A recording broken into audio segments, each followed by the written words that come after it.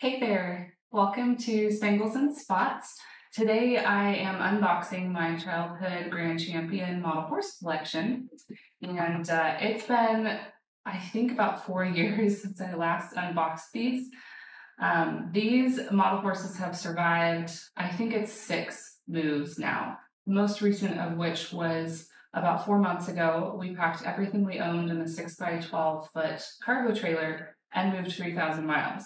So as you can imagine, cargo space was precious, and all of the Grand Champions made the cut yet again. Not one, but 3 boxes of them. And the last time that I took these guys out, my sweet husband asked if I wanted to show them to him. And I don't think he realized what he was getting into, but he sat for about an hour while I reverted to a horse crazy 8-year-old and showed him all of my model horses and told him all of the stories. And so I'm excited to pull them out again today. I'm a little worried that some of them might have yellowed, but we'll find out. So let's dig in.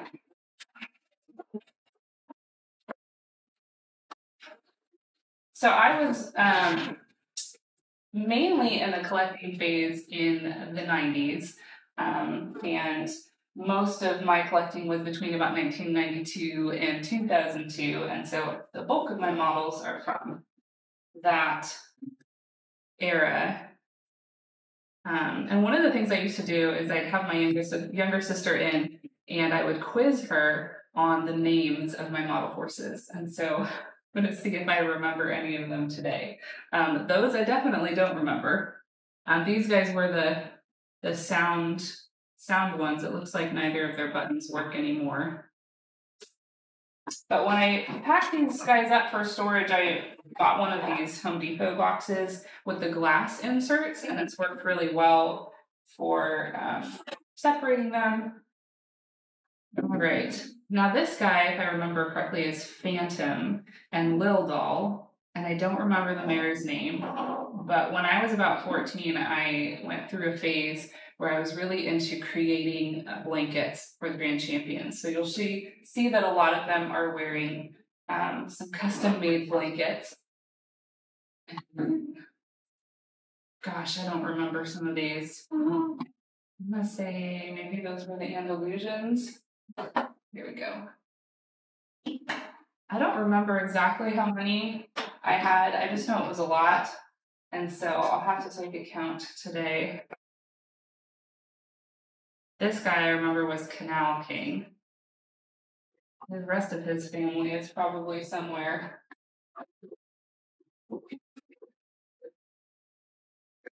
They had a few of these models that were like the velvet instead of the plastic. Let's see. What was great about collecting Grand Champions growing up was that they were so much more affordable than Breyer horses. I have Breyers too, but as a 6, 8, 10-year-old, I couldn't afford the $20, $30, $40 a piece for some of the larger Breyers, and these guys were just $8 or $9 new, and so it made it a lot easier to collect them. This guy, if I remember correctly, is Dusty. He came as part of a Western set with a rider, which is probably in here somewhere. All right. This well-loved guy has a story behind him. So this was my very first Grand Champion. This is Midnight. He came as part of like a jumper set.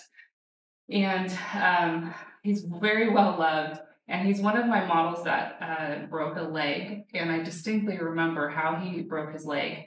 I was playing with my model horses and they were having a war. And Midnight was making bullets, which involved me banging him on the ground, and eventually his leg snapped off, and I was just really upset, but a little glue goes a long way. So Midnight has survived his broken leg. These guys are oldies. Here's Fire Sky, one of the Indian Native American horses. The Palomino family, Sun Dancer, and I want to say Morning Glory, and don't remember the foal's name. All right, well, there's level 1 of box 1.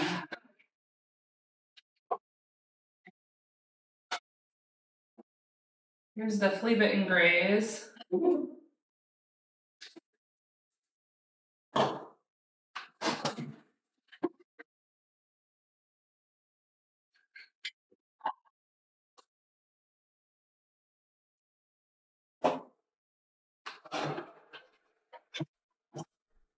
Now this was a fun set. This is another one of the Native American families. Flying wolf, and I don't remember the mare and foal, but right around the same time that I started getting into sewing these blankets for the Grand Champions, I also discovered eBay. This was probably around the year 2000, and so I commandeered my dad's eBay account and started adding to my collection via eBay, and that really opened up a lot more options as far as finding the older models that I'd missed or that couldn't find anymore. And so this Native American family, the Gray Paints, were one of those eBay finds. I'd say my collection is probably at least half I got them new as a kid, and then half I got used off of eBay. Snowy Night here, I'm trying to remember, he might have been one of the blue ribbon horses, those mail order, collect enough points to get the free model. The Arabian mare, Chimera, I think was her name. Then we've got I think these were the quarter horses.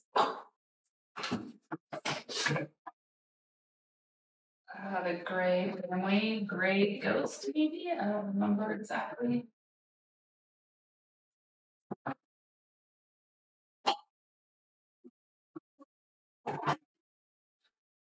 The classic stallions, Lucky's Chance and Tamino, were sold individually, I think. I don't think they came as part of a family set.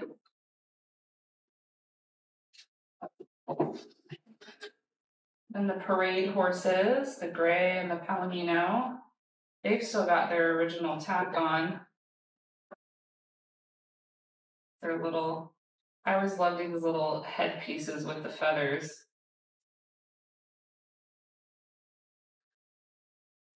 All right, there's box 1. Let's see.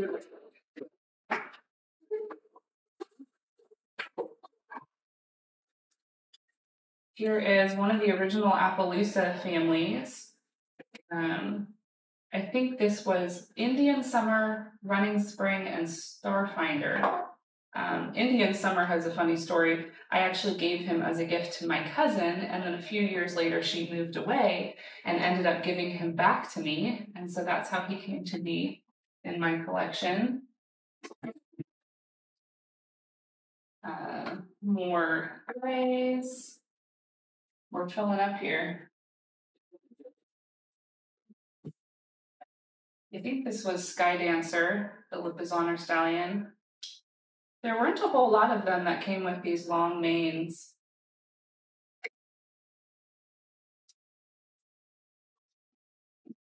Then there was Commotion, the racehorse.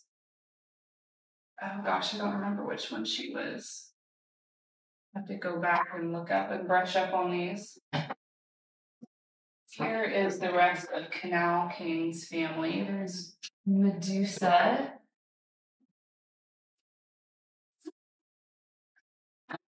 And the twin foals. Twin draft foals. And Molly. As we got into the 2000s, I think it was, they started coming out with the feed and nuzzles. So they started making an appearance. These guys, these were their original blankets.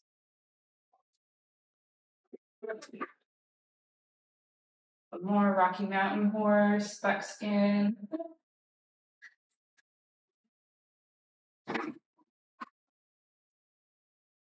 Bays.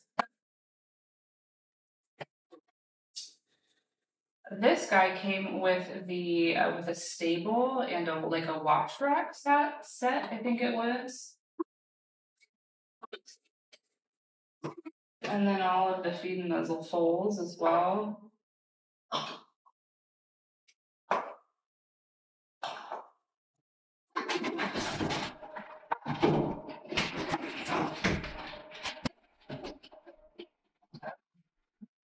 Another one of the Native American family sets. I don't think I have the foal to go with them. I always wanted to finish off this family foal.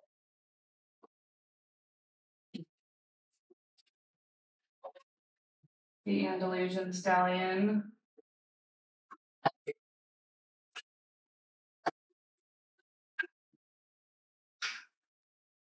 Running out of room here.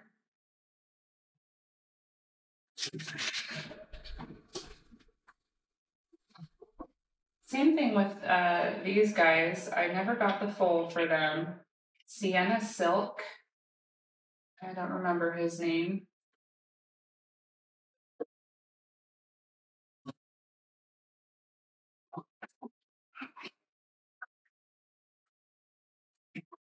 So this family has got to be probably my favorite family. Not the most sentimental value to me, but I have always loved Appaloosas. And this Appaloosa family was particularly difficult to find. And so when I found them on eBay, I was really excited to add them to the collection.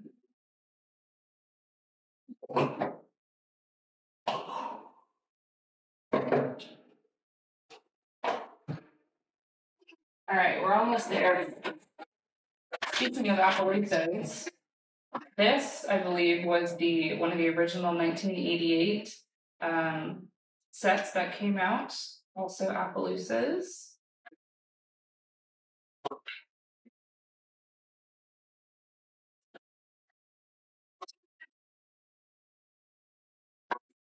Another velvet mare foal set.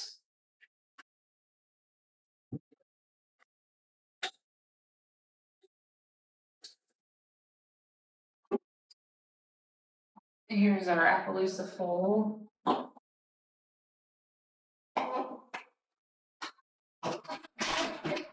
I had some bait models back in the day that I ended up doing a little bit of customizing on.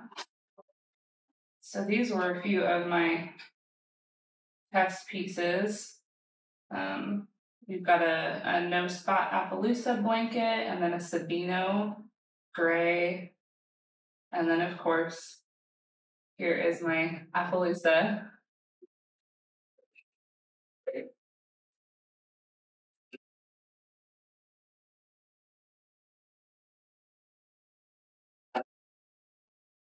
And that is the end of box 2, which means that we are into the last couple models. This is probably one of the newest models that I own as we got into the 2000s, towards the end of my collecting phase. Got our sliding stop stallion.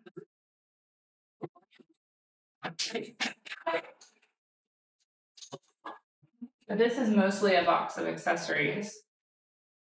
This is one of my sound mares. Looks like her button's not working anymore either.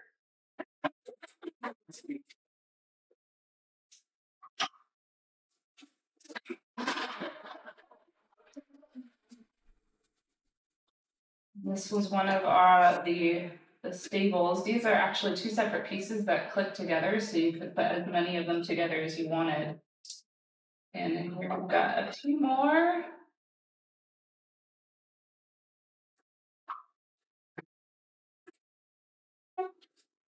Some oldie. Oh, his sound still works.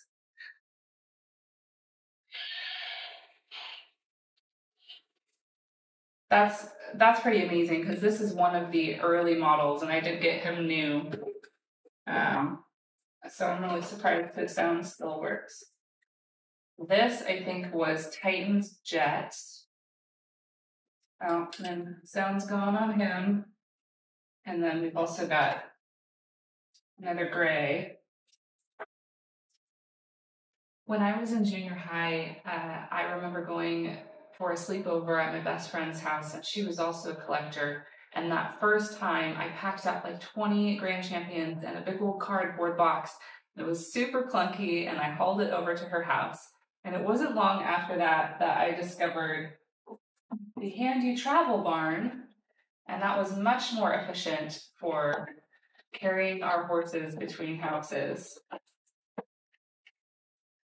And there's that. In here is the Foxtrotter family and some paints and a host of magnetic feed and muzzle accessories. And so that's all of the horses, I think. You know, these horses were such a big part of my childhood. You know, if I had to pick a favorite toy, it would have been these, and that's why they've survived this long through all of my moves. And, you know, I used to tell myself, oh, I'm saving them so that my kids can play with them someday. And that might be the case, but if I'm honest, I've been saving them for me, because this is nostalgia. This is my childhood, and these horses were so meaningful to me. It represented everything that I played with. It was just a really special collection, which is why they're all still here. So maybe the kids will play with them someday, once they're old enough to not break anything or damage them. But for now, they're probably going to stay boxed up for a little bit longer. Thanks for walking down memory lane with me and checking out my collection. And if you want, please subscribe below for more videos about Grand Champions and some real life horse videos as well. Thanks.